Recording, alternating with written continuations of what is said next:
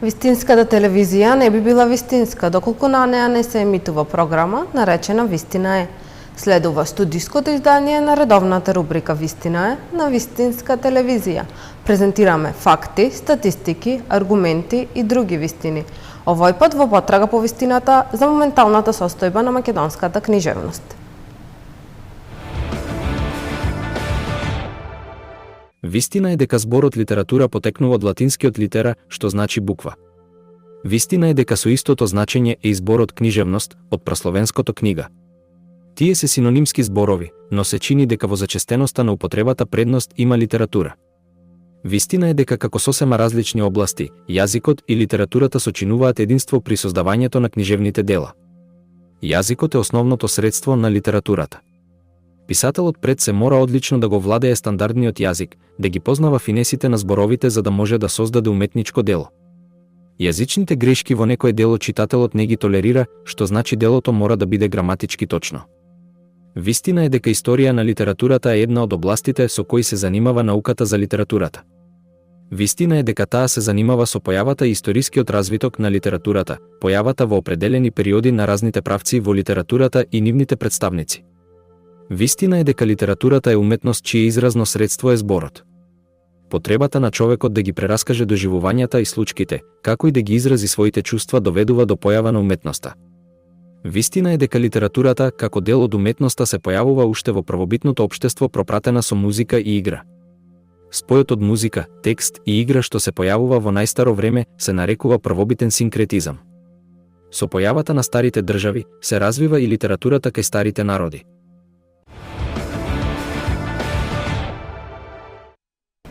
Вистина е дека македонската книжевна историја започнува со основањето на Охридската книжевна школа во 9 век. Вистина е дека со помош на Охридската книжевна школа народот го пронашол својот народен, јазичен и културен идентитет. Вистина е дека македонската книжевност е поделена на три поголеми периоди, и тоа стара македонска книжевност, нова македонска книжевност и современа македонска книжевност. Вистина е дека современата македонска книжевност, која започнува од завршувањето на Втората светска војна и трае се до ден денес, е една од најбогатите книжевни периоди во историјата на македонскиот јазик. Вистина е дека овој период го карактеризираат првата генерација на македонски писатели, меѓу кои се Славко Јаневски, Блаже Коневски, Ацо Шопов, Гане Тодоровски и многу други. А за моменталната состојба на македонската книжевност во ова издание на Вистина е, ќе разговараме со младата писателка и истражувачка Верица Муковска. Верица, која е вистината за македонската книжевност од историскиот денешен аспект? Најпрво добар ден до гледачите на емисијата Вистина е. За книжевноста во Македонија може да се говори од повеќе аспекти. Најпрво тука би го споменала историскиот аспект, што ги означува почетоците на постоењето на македонското писмо и почетоците на постоењето на македонскиот јазик. Тука нема да говорам нешто многу околу тој аспект со јазикот, само би го спомнала античкиот период, првата фаза во книжевноста, кога се најдени написи на македонски јазик. Например, тука се спомнува од античкиот период и каменот од Розета. Подоцна, низ развојот на периодите во книжевноста, се спомнуваат и другите книжевности што влегуваат тука. Општо, кога говориме за книжевност, би се спомнале и старогрчката книжевност, подоцна ги имаме египетската книжевност, индиската книжевност, јапонската и многу други. Тука да се навратам сега повторно на македонската книжевност, од периодот на средновековниот период, од периодот на средниот век, се спомнува за преводите на книгите од грчки на црковнословенски јазик, кога и започнуваат и македонските варијанти на јазикот, а од теориски аспект исто така може да се говори за книжевноста, дека таа спаѓа во науката за јазикот, односно во филологијата, и се разбира дека јазикот не може без книжевност, исто како што книжевноста не може без јазик. Исто така, во однос на синонимот за книжевност се користи литература, и литература и книжевност е едно исто, така што другите варијанти што би постоеле во оваа смисла се и како ние ја доживуваме книжевноста, како секој поединец гледа на книжевноста, како врвните проучувачи, критичари гледа на книжевноста, така што се отворат тука и други прашања. Македонската книжевност е поделена на 3 поголеми периоди, за неа се карактеристични тие 3 периоди. Што е карактеристично за секој период? Така, значи првично стариот период или средновековниот период се карактеризира со тоа што започнуваат првите преводи од грчки на црковнословенски јазик, како што спомнав, времето кога се умножуваат тие ракописи со препишување ни е ова, во 9 век, тоа е и канонскиот период, всушност, кога настанува и развојот на македонскиот писмен јазик. Во оваа смисла се работи за преписи на старословенски текстови, кои што се редоследно го следат јазикот и стилот на првите преводи. Вториот период започнува во 11-тиот век, па трае до 13-тиот век. Тоа ни е периодот кога настануваат и настанува и ширењето на словенската писменост, Охридската книжевна школа, ја споменувам тука, Лесновската книжевна школа, каде што продолжува развитокот на словенската писменост со учениците на Свети Кирил и Методи. Тие продолжуваат нивната дејност, Свети Климент Охридски како нивен најзначаен ученик, Свети Наум и другите. Во периодот на, сега малку ќе преминам подоцна, во периодот на 16-тиот век се спомнуваат и првите варијанти на македонскиот јазик и овдека цитирам, во периодот кога настанува ова, се случува се менува граматичката структура од аналитички тип, при што веќе во 15-тиот век македонскиот јазик структурно многу се оддалечил од својата словенска основа, а периодот по 15-тиот век до денес представува нов период, што го споменавме.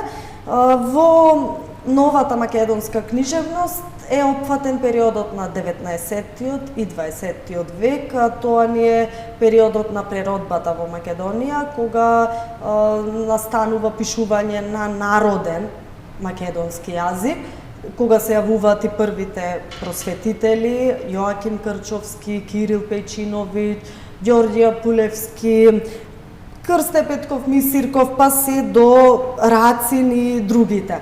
Потоа во современата македонска книжевност, која што го опфаќа периодот од завршувањето на Втората светска војна, влегуваат овде Славко Јаневски, Блаже Конески, кој што е темелникот на нашата граматика на македонски јазик, на правописот на македонскиот јазик, и се јавуваат Стале Попов, Ацо Шопов, Гане Тодоровски, па се до денес, до денешните писатели, типот на Венко Андоновски и други.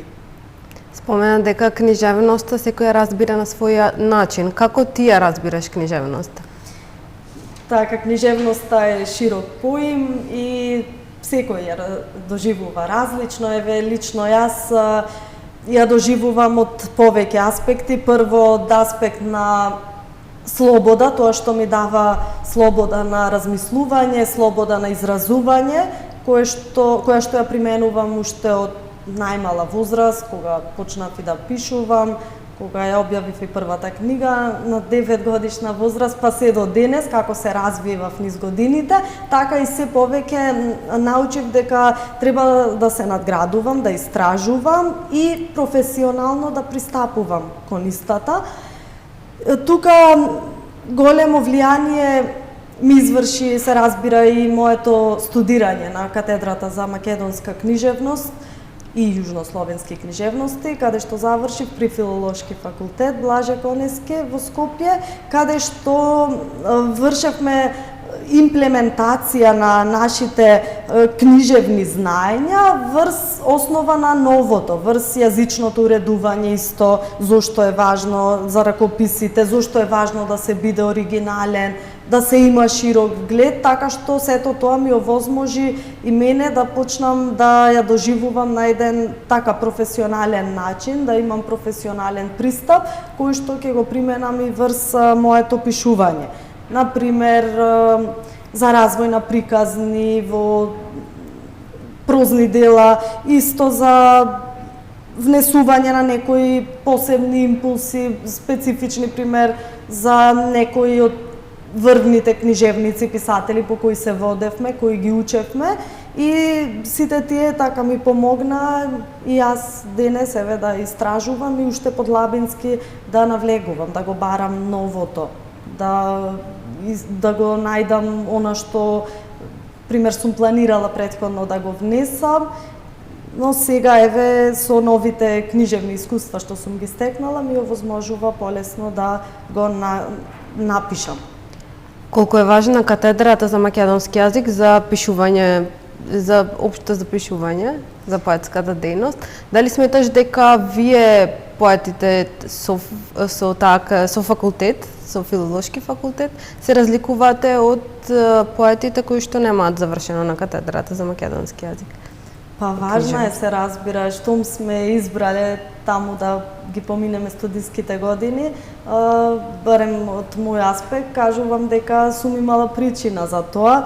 Најпрво сум имала причина да се надградувам себе си, да почнам да се развивам, моите области исто да ги проширувам, затоа што тоа ми овозможи и многу понатаму и соработки и други ангажмани на кои што сум учествувала, и се разбира дека влијанието е непроценето и влијанието на моите угледни професори, кои што сега ги поздравувам и благодарам за сиот книжевен елан што ми го дале и за сета работна позитивна енергија и поминати студентски денови на катедрата за македонска книжевност. Колку книги имаш напишано? Книги, сега 6, работам на 7-та, во печат е, периодов треба да излезе, иако сите се од различен вид, така што би спомнала тука најпрво за моите поетски интереси, кои што ги имав уште од мала возраст, како што спомена, па потоа прозните развитоци, како јас се пронаоѓав во пишувањето приказни, фикција, па се до на што моментално го правам со влезот во науката, во таа научна сфера. Да, како што кажа, пишуваш и поезија. Што е карактеристично за современата македонска поезија, што конкретно за твојата? Општо за современата македонска поезија, од она што го читам, што го следам во јавноста и од она со кое се и од оние со кои соработувам и знам е дека постојат различни доживувања, тука се разбира зависи од личноста, зависи од тој што е поет, тој што има напишано поетско дело. Има, тука би споменала како две групи. Едната група е она комерцијалната, која што некако доживува, се стреми кон комерцијална екстензивност, која што сака да пласира во јавност, тоа значи делото да е популарно, да се продава на пазарот, наспрема другите кои што се стремат кон постигнување на некои уметнички вредности, односно ставање на белег не само за себе си, туку и општо за современата македонска книжевност. Јас колку што можам се држам до тоа и сакам да се држам, да продолжам до професионалното, до уметничкото, до вредностното, до квалитетното, така и не учеа да не се стремиме кон квантитет, туку кон квалитет, така што не е важно ни колку страни ќе напишеме, ни колку страни ќе приложиме или колку читатели ќе имаме на социјалните мрежи, туку најважно е да се зачува квалитетот, да се препознае квалитетот. Во оваа стихозбирка најмногу се држам до она што го карактеризира и Рацин како поет, бидејќи тој ми беше инспирација за пишување на истата и така и ги распоредив циклусот песни во неа, љубовни песни, песните посветени на неговата сакана Раца, потоа втората поделба печалбарски песни, третата социјални песни и четвртите родолюбиви песни. Така што во сите од нив внесував примеси и од народното, но и од модерното, современото, од денес, што е примамливо за читателите, но врз податоци, факти кои што самата ги истражував и сакав да бидат како една основа, но и како едно потсетување за она што го имавме во минатото како вредност врз основа на поезијата од нашите претходници. Спомена за спојот, на каков начин го правиш тој спој на традиционалното и модерното? Така, спојот може би првично произлегува и од прво за традиционалното, ќе говорам тука бидејќи потекнувам од традиционално семејство, потекнувам од Вевчани, традиционално место кое што премногу ми влијае да внесам нешто од начинот на живот, од културата, од тие културни, народни факти и така што во поезијата имам некои места кои што се белег за тоа, за народното, но темите кои што ги пишувам, ги обработувам се современи, модерни, па и во поезијата, но и во прозата тоа ми се случува. Например, кога говораме, можам и да прочитам некој цитат од стихозбирката, како го правам тој спој, би рекла, симфонична страст. Тонам во копнежи. Божествено е кога те следам. Трепет чуден, срце вжештен. Експлозија од зборови. Стежнале мисли, незнајни маки, кршливи рамки од солзи, непозната шир, уште еднаш пред мене. А народното го имам во, или традиционалното би рекла, кога говорам за социјалните песни, например, Макотрпно македонство, Таговен народ, народ во тага, на тажни листови, неизбледени маки, грст земја пуста таговна, петли запеа, зора разбудија, китка босилкова врзана со црвен конец, бери ке ти среќа од најстариот до најмладиот. Завет вечен за сите, земјо на традицијата, стара мајко маковна и така натаму. Ти си млад писател. Што мислиш, колку младите во денешно време сакаат и се стремат да станат писатели?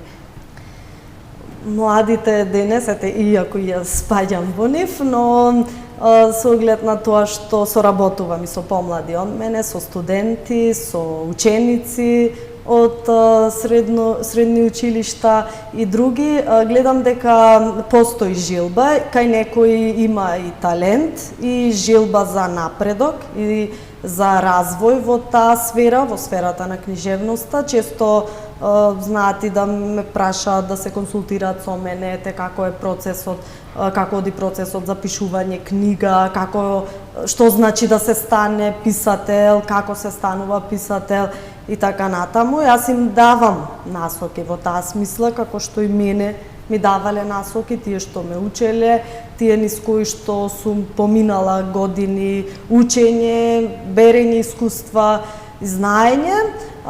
Така и денес јас првично им давам насоки дека можат да почнат со објавување на нивни песни или текстови во списанието Современост, каде што сум и уредничка, така што тоа им помага, гледам да се охрабрат првично, а потоа и да тие што сакаат по професионално и кои што се спремни за објавување, потоа и да ги поврзам пример со екипата што е задолжена за тоа.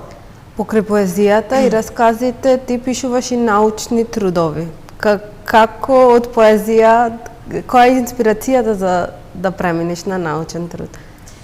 Прво, тука би спомнала дека сосема различни се тие две работи и јас различна сум во однос на пишувањето на истите. Различно пристапив, различно размислував, дури начинот на размислување ми се смени кога го пишував овој труд, кој што пред почетоков на новата година излезе од печат Психофилозофемите во повеќеслојните структури на романите Папокот на светот и еретички писма. Овдека најпрво се водев по тоа што ми беше дипломски труд на оваа тема за овие два романа, кои што ги обработувам во трудот, романот Папокот на светот од Венко Андоновски и романот Еретички писма од Стефан Марковски, кои понатаму ги доразвивав, ги препрочитав многу пати, се разбира, се консултирав и со авторите, и тие ми даваа насоки за она што ми беше потребно да го развијам како нов концепт и она што го разработувам по имот Психофилозофеми. Се консултирав и со моите професори и со рецензентката која што ми е на трудот, професор доктор Кристина Николовска. И сето тоа така ми подпомогна тој процес да изгледа поедноставен, иако беше нешто доста сериозен и комплексен, но сепак ми даде порив да продолжам и на мојот магистерски труд да се посветам и да го доразвивам врз основа на она што сум го научила од ова дело. И така сега еве завршив и со тој и се надевам следно ќе дискутираме околу тоа. Зошто ги одбра баш тие два романи за научниот труд?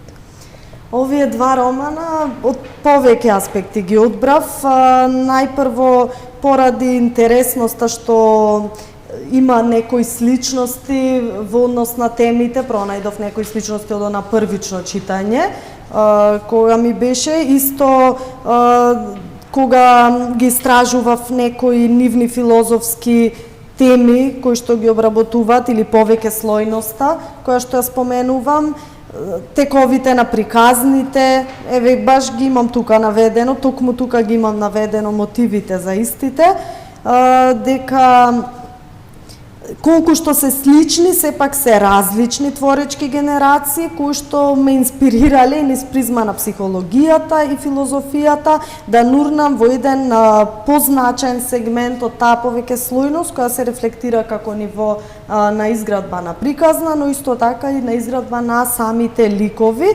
Исто така и компарацијата што ја правев околу начинот на доживување на љубовта, на уметноста на ликовите, ме инспирираше и да ги правам и табелите подоцна, кои што ги има во трудот распределени врз основа на филозофемите кои ги барав, антрополошки филозофеми, идеолошки, другите етички, перениални и така натаму. И сето тоа ми овозможи така да ми се отвори тој пат на научно осветлување, што би рекла, патот кон пронаоѓање на нови научни факти, вистини, согледби и ми буди денес инспирација да не застанам тука, туку да продолжам со барање на нешто ново, нешто што ќе овозможи да се разработат теми што се зацкриени малку во јавноста, што не се толку истакнати. Дали овој труд ти беше инспирација за да продолжиш понатаму и за новиот труд што ќе следува и зашто се работи во новиот научен труд? Па, добро би рекла дека инспирацијата си дојде самите приказни што ги одбрав да ги обработувам од самиот поим филозофема, овдека е психофилозофема, сега во новиот е филозофемата како феномен меѓу традицијата и иновацијата, и тука повеќе навлегов од аспект на проучување на филозофемата од почетоците на цивилизацијата, од развојот па се до денес, низ призма на романот Папокот на светлината, овој пат, од Венко Андоновски, и така, можеби како едно продолжение, но сосема поинакво, и ќе видиме подетално и како ќе се доживее од страна на литературните критичари. Ќе дискутираме. Забележав дека во двата научни труда го споменуваш Венко Андоновски. Зошто баш него го избра? Зошто баш него? Прво, ми беше професор, го почитувам многу, го поздравувам. Второ, романите негови ме инспирираа да почнам да со тоа научно истражување, што би рекла, од нив како појдовна точка, Папокот на светот првично. Следно би спомнала дека ми овозможи да ги расплетам неговите суштини на делата што ги нуди тој, бидејќи е толку оригинален, толку комплексен, но сепак толку близок до народот, до публиката, така што темите ми овозможија и понатаму да продолжам да барам што е вредносно во нив. Особено во најновиот роман Папокот на светлината, кога говори за смислата и начинот на барање на смислата во животот, тоа побудува, се разбира, многу прашања и самите да се запрашаме, да размислиме која е смислата на нашето постоење, која е смислата на она што го правиме, која е смислата на книжевноста и така натаму. Дали после научните трудови планираш повторно да продолжиш со опишување на поезија? Па да, тоа е чувство, бидејќи кога имам огромен наплив на чувства и на случувања околу мене, тоа и не ми дозволува и да сакам да престанам, така што принудена сум да ги изразувам, да ги искажувам моите чувства на хартија, да ги оставам, за да не ми останат во душата, да не тлеат, да не засемат некое место, и затоа и поезијата ја доживувам повеќе како начин за изразување на себе си, начин за пронаоѓање на смисла во себе си. Тоа е многу важно и за понатаму, за развојот личен што го правиме, кон она што го покажуваме, што го пласираме во јавност. Од една страна не знаат и не гледаат она што сме во една физичка, надворешна смисла, од друга страна го имаме она внатрешното, психолошкото, она што е внатре во нас, што е невидливо, а сепак носи некоја длабинска порака, носи некоја вистина за нас, и затоа тоа е интересно и прави спој кој што ни дава слика и за нас самите. Поезија или наука, што ти е поблиско тебе, што тебе повеќе те опишува како личност? Како личност, описот оди на поезијата, на поетските творби, бидејќи тука стилските фигури овозможуваат да се одразам себе си, ми овозможуваат да се одразам себе си и ми овозможуваат тоа што кажав, свесно, но и несвесно да се прикажам, да ме запознаат и другите, додека пак трудовите овозможуваат еден по-сериозен пристап, но и пристап кој што бара концентрација, бара дисциплина, тука би потенцирала, бидејќи кога пишувам труд, сум многу дисциплинирана, седнувам, истражувам, сакам да е тишина, сакам да сум фокусирана и тоа го правам. Нема тука лево-десно, мора да се држиме до она што е факт, она што е вистина, она што го потенцираме. А инаку овдека креативноста е повидлива во поезијата, би зборувала и од аспект на креативност, дека е повозбудлива самата поезија и за мене, нуди ете поголема креативност, поголема слобода, но науката мора да постои сепак, за да постојат истражувањата, за да постојат и мислите кои што дуализмите всушност, оние прашања што не сме сигурни дали се така или не, кои што барат толкување. И на крај што може да очекува читателската публика од тебе наредно? Наредно, сега да го завршам ова го завршив, да се испечати сега овој труд, филозофемата како феномен меѓу традицијата и иновацијата, а потоа ќе се навратам на проза, зашто сепак оставив прозата малку да ми е настрана од она што го правам, така што следно роман кој што го имам веќе неколку години, си тлее во мене, но бара да седнам, бара да го разработам и да почнам со формирање на приказните, на нарацијата, на фокализацијата, на ликовите, да ги разработам. Дали имаш некоја порака за гледачите? Пораката до гледачите е да се водат по патот што води кон спознанието, патот што води кон слободата, патот кон себе си, да не се забораваат себе си, да го прават она што ги исполнува, да ја бараат смислата во себе си и да најдат суштинска основа на нештата што ги прават да се среќни. Ти благодарам. Ја дознавме вистината за моменталната состојба на книжевноста во Македонија, а со факти и аргументи за некоја друга интересна тема се гледаме во наредното издание на Вистина е.